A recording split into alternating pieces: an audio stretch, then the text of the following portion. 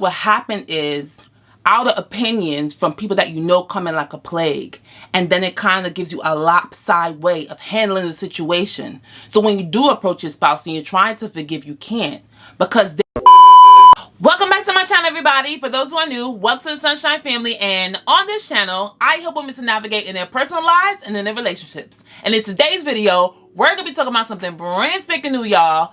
We're gonna be talking about how to rebuild trust in a relationship. And without further ado, let's get right into it. Okay, sis, let's get right into it. Okay, so one of the first steps to rebuilding trust in a relationship is having an open discussion without interruptions. One of the best ways to do this, to have open discussions, is by walking and talking. The benefits of walking and talking, it gets the body moving. It gets your thoughts flowing. You get to use outside as a reference, as a guide to express your feelings. Because a lot of the times when we do it the traditional way, by sitting at a dinner table and having a conversation and looking each other eye to eye, it's difficult to release what we really feel. But when we're walking in the park, for example, and we're having a discussion, no one's walking and looking at the person while walking, you're gonna trip. You gonna fall into the deep end. The car's coming. The car's coming. But when you're walking and talking, you're just like glancing over and having a conversation and you're looking forward, you're able to see and understand clearly, and this lets everything go and nothing left unsaid. And also, while you're having this conversation, try your best not to interrupt the person during their speaking time. Because a lot of the times you're like, you know what? I already know what you're going to say. You said this already. I ain't trying to hear it. Let the person speak freely. Because you never know. There may be some underlying issue that you never heard before. So if you give him the opportunity to speak freely, then he'll know that you created a safe space for him. Okay, so step 2 on how to rebuild trust in a relationship is to show empathy.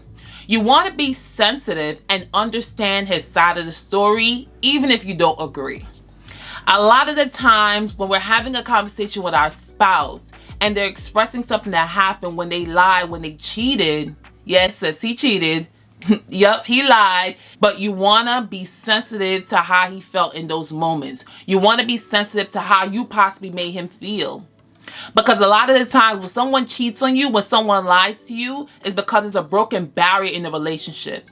And you want to be able to uncover that and unfold that. Honestly, the same way that we want him to treat us is the same way we need to treat him. Just extend exactly what you want to receive from him. Okay, so for step 3 is limit outer opinions. Okay, so when you're having difficulties in a relationship, unless it's abusive, listen, call a hotline, run to the nearest person. But in regards to everyday daily issues with your spouse, you do not want to go to a friend or a family member. Because they're going to give you a biased opinion, a biased advice because they know you. They're going to side with you regardless of the situation. Some people might call you out, but regardless of the fact, there's some biased opinion that's going to be released. So you want to go to someone like a mentor, a pastor, a deacon, a therapist, a life coach, someone that can give you clear insight that does not know you. And don't go to little Johnny down the street that say she a life coach, or you know, John, your brother's cousin that say he knows something, but he don't really know nothing. No, go to someone that you do not know at all, that does not know anything about your family, anything about your friends, anything. They can give you clear insight. Because what happened is outer opinions from people that you know come in like a plague, and then it kind of gives you a lopsided way of handling the situation. So when you do approach your spouse and you're trying to forgive, you can't. Because then at some point you may forgive them, but then your family doesn't, because they see a negative side that you already portrayed. I remember I was reading in the news, or someone told me a story about a woman that died. And the husband's family, of course, and him was still left. And they were at the funeral.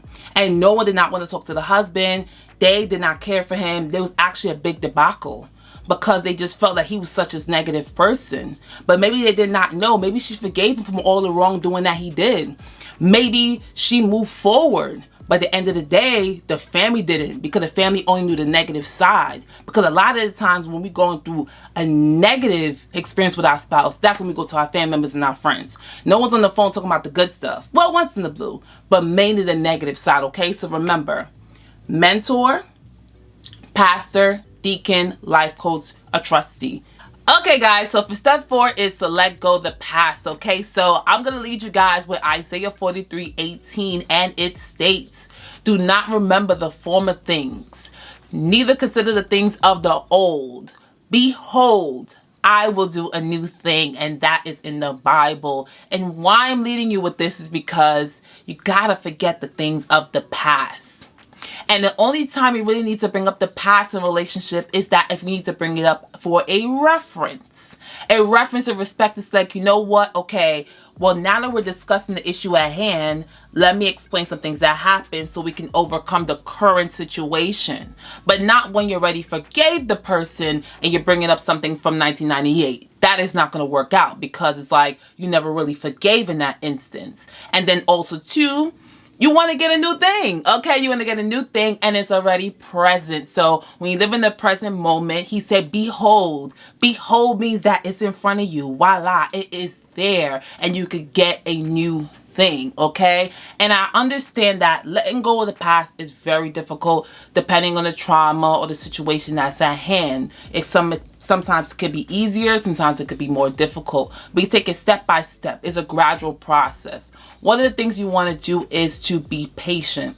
And that's very difficult for a lot of people, because a lot of the times, like, we want things to be like a voila kaboom process, but we need to understand that we want to extend the same patience out to our spouse that we want them to extend to us, and understand that it will subside in time. In the sum of things, when it comes to forgiveness, it's a day-to-day process. It's something that it takes work, time, and effort. It's something that you have to work by day to actually gradually meet to, okay? And remember too, in Luke 17:4, the Father said to forgive someone 7 times in one day. And you're like, okay, Masi, if you said that in 17:4, what about if he messed up 10 times? We'll start over again and forgive him another 7 times. Because when you forgive, you release that hate into the atmosphere. Our body and our mind is controlled by ourselves. Like, we're the one that control the mind and the body. Don't let it control you. Don't let your emotions overly take you over, and you can't have a level-headed life. Life is like a wick in the wind. I will continue to say that in each video. And you want to live the most fruitful life as possible, okay? You not want to live life detrimental, sad, and crying. You want to be happy and having happy relationships, not only with your spouse, but with your family, with your church, etc. Okay, so if you made it all the way here, please hit the like button down below, and do not forget to subscribe if you want to see more videos in relation to personal development, faith-based, and relationship advice content. Come on, y'all, and do not forget to hit the notification button bell if you want to see more of who?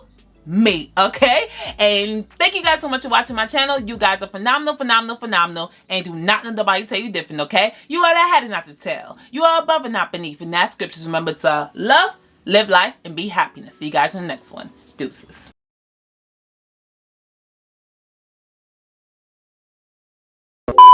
But in regards to everyday issues, go to a trusted mentor. Mentor, not mentee.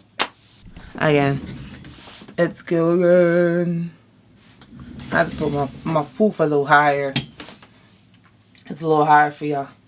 Yeah, because it's like you can really see it. Okay? Okay. Ready? Okay, go. Next clip. Forgive someone like if they were to die tomorrow. Because if you forgive someone like they're going to die tomorrow, then you will let everything go and love with your whole heart, okay? And I'll see you guys in the next one. Deuces.